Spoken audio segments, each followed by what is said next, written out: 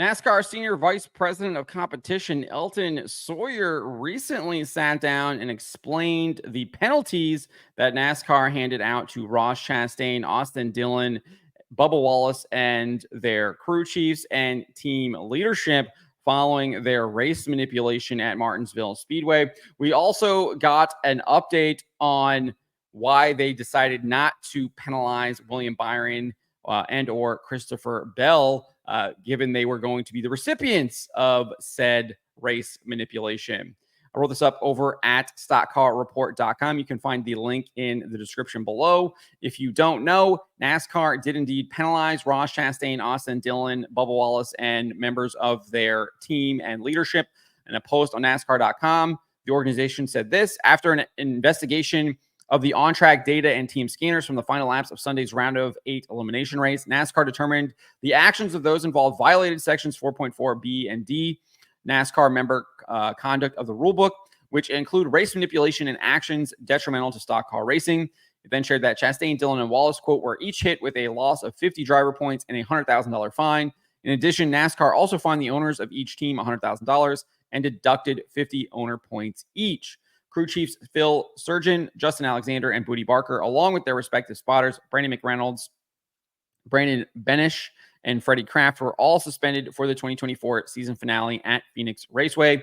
Additionally, team executives Tony Lunders, Keith Rodden, and Dave Rogers were also suspended for the 2024 finale at Phoenix. So I've already kind of shared my opinions on this. Slap on the wrist. It's similar to the Cole Custer penalty from 2022 with the points and the fine, but clearly that isn't enough. We saw that 2 years later. They're at it again. So I just don't think this is going to really solve the problem. But anyways, let's get to what Sawyer had to say. They posted this over on NASCAR's YouTube. So let's just take a listen.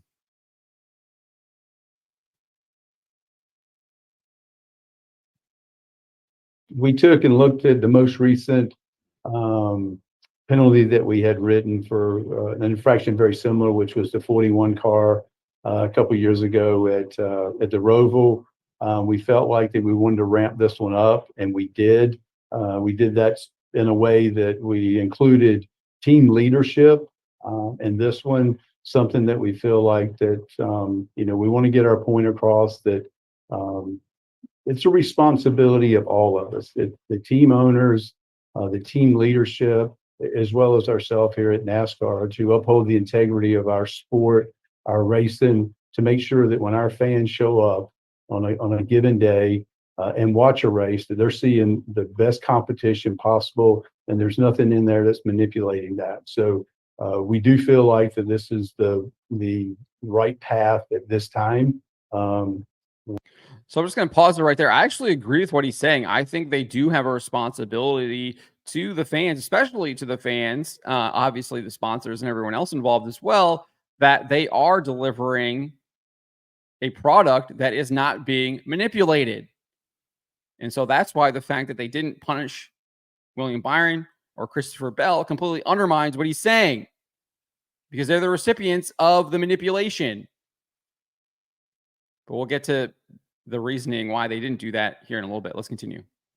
We will make sure going forward, if we need to, we will ramp it up again. We will include drivers. We will include OEs going forward if we need to. We will get this point across. We discussed all the above. The group that we landed on, as well as the drivers, we felt like that in this case, we felt like we wanted to focus more on the team leadership, something that we haven't done in the past. But I promise you that does not exclude going forward. And we have meetings coming up this week with our drivers, and we will get that point across to them and be very clear that when you do anything that's going to compromise the integrity of our sport, we are going to react. And we'll look at all of our racing as we normally do in the off season. If there's any tweaks or changes that need to be made, we will make them as well. So that is what Elton Sawyer had to say here. Let's jump over, because we got this from Bob Pockris. He gave us a little bit of an update on what Sawyer had to say to the press on why they did not penalize William Byron or Christopher Bell. And Pockers wrote this on X. Elton Sawyer said there was no evidence, such as radio evidence, that they felt would warrant any penalties to Byron's team for the race manipulation or anything addition to Bell beyond the safety violation he already received. I mean, this is just inexcusable. Inexcusable. I mean, we all saw what was going on. We saw that William Byron's tires completely faded. They made a huge strategy mistake. They stayed out there on old tires. It did not work. They started fading. And then they clearly called in Austin Dillon, Ross Chastain to form a blockade behind him, and they refused to advance their position.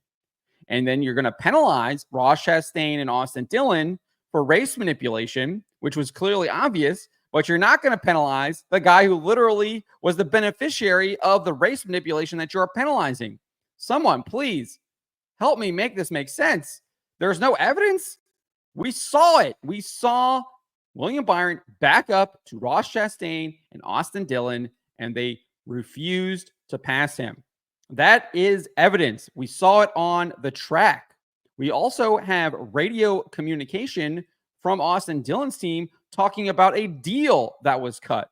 Well, if there was a deal cut, who is benefiting from the deal? Who must be on the other side of that deal? Well, it's William Byron, because he's the one who got locked into the playoffs due to the race manipulation that they are penalizing Ross Chastain and Austin Dillon for.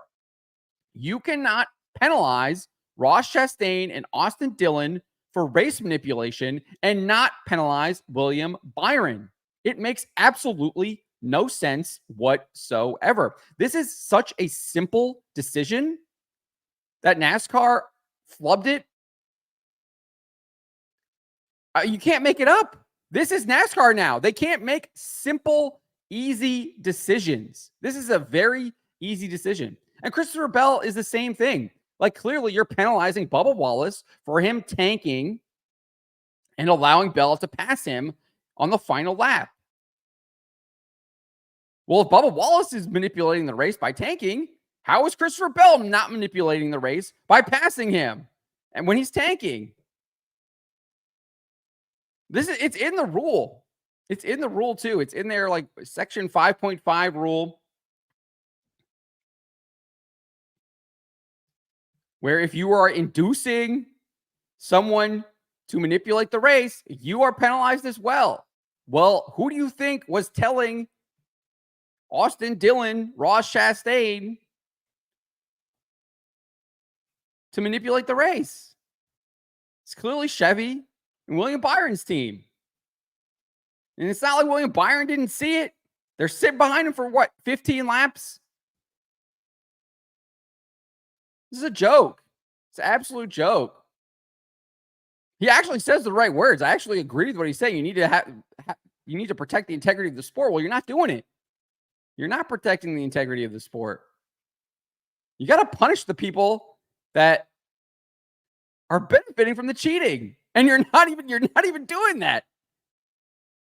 You're not even doing it whatsoever. You're finding excuses not to do it. I mean, look at it. Nate Whitcamp here. So those teams decided to help out other teams for the fun of it, for the fun in it. Honestly, there should be a manufacturer fine in there too. I agree. Straight up BS. If you're going to punish for race manipulation, you have to punish those who ultimately stood to benefit from it. That is Byron and Bell. Both should be DQ'd and placed in the bottom two finishing positions at Martinsville, giving the final spot to Larson. 100% agree. This sure sets things in place for teams to be penalized for fuel saving on. This whole like super speedway argument is absolutely ridiculous, because fuel strategy is you're still competing. You're still competing. It is a strategy in the race where they're actually trying to win the race. It's completely different than two cars literally refusing to pass in order to ensure that Bell locks himself, or Byron locks himself into the playoffs. So the key is to not say crap, let everybody else say whatever, and you can benefit from that manipulation. It's utterly ridiculous. How do you not penalize the person who is literally benefiting from the manipulation when you're penalizing the other drivers who are involved in it as well? What are we doing here? What are we doing? Anyways, those are my thoughts. Let me know what you guys make of this. Let me know in the comments below.